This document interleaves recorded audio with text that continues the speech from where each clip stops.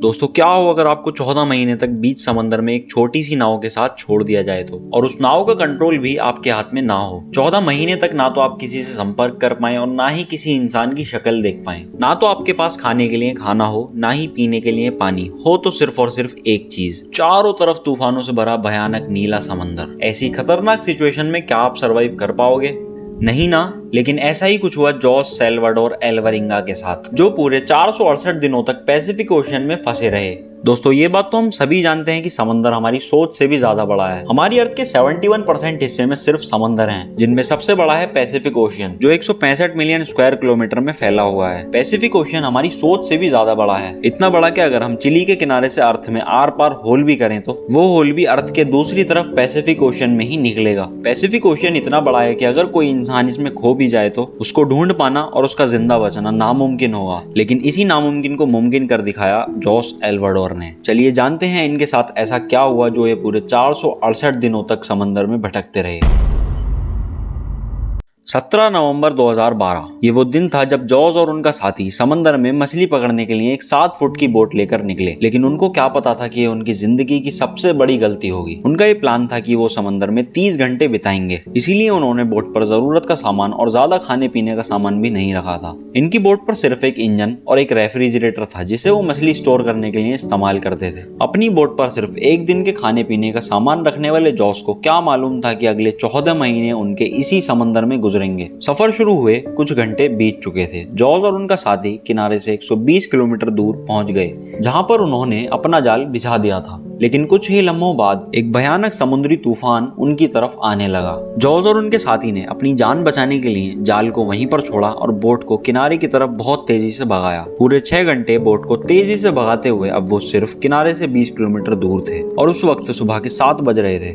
वो अब तूफान को काफी पीछे छोड़ आए थे और उन्हें अब अपना गांव भी दिखाई देने लगा था। लेकिन उसके बाद उनकी किस्मत ने उनका साथ छोड़ दिया। बोट को तेज भगाने की वजह से किनारे से सिर्फ 20 किलोमीटर दूर उनकी बोट का इंजन खराब हो गया और सोने पे सुहागा उनकी बोट पर चलाने के लिए चप्पू भी नहीं थे। लेकिन उनकी बोट पर इंजन के साथ एक रेडियो लगा हुआ था। उन्होंने अपनी लोकेशन जिस कंपनी में वो काम करते थे उनके बॉस को भेजी और मदद के लिए इंतजार करने लगे। लेकिन कुछ ही देर बाद वही हुआ जिसका डर था। उनके रेडियो की बैटरी भी अब खत्म हो गई और बाहरी दुनिया से उनका संपर्क अब बिल्कुल टूट गया। जॉस और उनका साथी अभी इसी परेशानी में थे, लेकिन उसके बाद वो हुआ जिसकी दूर दूर तक उम्मीद भी नहीं थी। अचानक तेज हवाओं ने उनको वापस समंदर की तरफ धकेलना शुरू कर दिया। जैसे जैसे बोट समंदर की तरफ जाती रही वैसे वैसे जो किनारा उनको दिख रहा था वो भी गायब हो गया। उनके बॉस ने सर्च ऑपरेशन भी शुरू किया, लेकिन अब तक बहुत देर हो चुकी थी। अब तो ऐसी कहानी की स्टार्टिंग हो चुकी थी जिसके बारे में किसी ने सोचा भी नहीं था।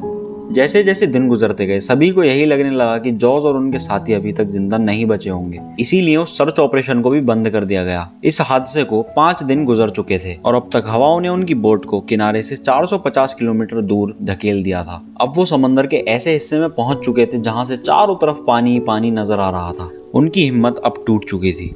ना तो उनके पास कोई फ्लेयर गन थी और ना ही वो आग लगाकर धुएं से किसी को सिग्नल दे सकते थे। जॉस और उनके साथी को मालूम हो चुका था कि अब उनका बच पाना नामुमकिन सा है। जो खाना वो अपने साथ लेकर आए थे वो पहले ही खत्म हो चुका था और बोट पर खाने के लिए कुछ भी चीज नहीं थी। इसीलिए पेट भरने के लिए उन्होंने अपने हाथों से उन परिंदों को पकड़ना शुरू कर दिया जो उनकी बोट पर आकर बैठ जाते थे और कभी कभार वो उनकी बोट के आसपास मौजूद मछलियों को पकड़कर कच्चा भी खा जाते थे। ये तो हर किसी को मालूम है कि समंदर का पानी पीने से इंसान की मौत हो सकती है। इसीलिए उन्होंने बारिश का पानी समंदर में तैरने वाली प्लास्टिक बोतल्स में इकट्ठा करना शुरू कर दिया। जब बारिश नहीं होती थी तब वो समंदर से पकड़कर मछली और टर्टल्स का खून पीते थे और उसी में गुजारा करते थे। दिन गुजरते गए और फिर महीने। अब इन्हें समंदर में लगभग 120 दिन हो चुके थे। ये दोनों जिस मेंटल टॉर्चर से गुजर रहे थे उसको इमेजिन कर पाना भी बहुत मुश्किल है। जॉस का साथी इस टॉर्चर को नहीं झेल सका, इसलिए आखिर में आके उसने समंदर में कूदकर सुसाइड कर लिया। अब जो सुनसान समंदर में बिल्कुल अकेला रह गया था। उसके हर तरफ सिर्फ पानी ही पानी था और वो इसी सुनसान समंदर में अपनी जिंदगी गुजार रहा था। जॉस अब समंदर के जिस हिस्से में मौजूद था उसे दुनिया का सबसे खामोश हिस्सा माना जाता है। समंदर के इस हिस्से से कार्गो शिप्स भी कभी कभार गुजरती हैं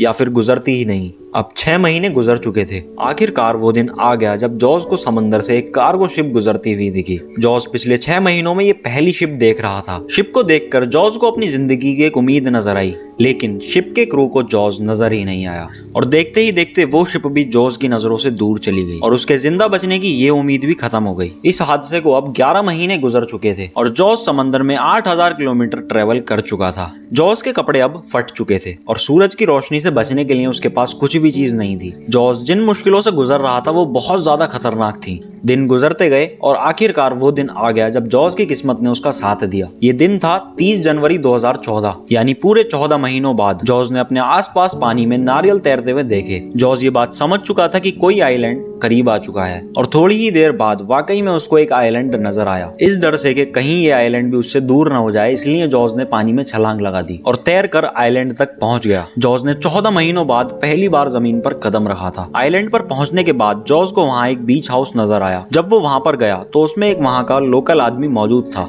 इन 438 दिनों बाद जॉर्ज ने किसी तीसरे इंसान से बात की। ये आइलैंड इबोन एटोल आइलैंड था जो जॉर्ज के स्टार्टिंग पॉइंट से 10,800 किलोमीटर दूर था, यानी जॉर्ज 10,800 किलोमीटर ट्रेवल कर चुका था। वहाँ से जॉर्ज को वापस अपने घर भेजा गया, लेकिन वहाँ पहुँचते ही उस पर एक और आफत टूट पड़ी।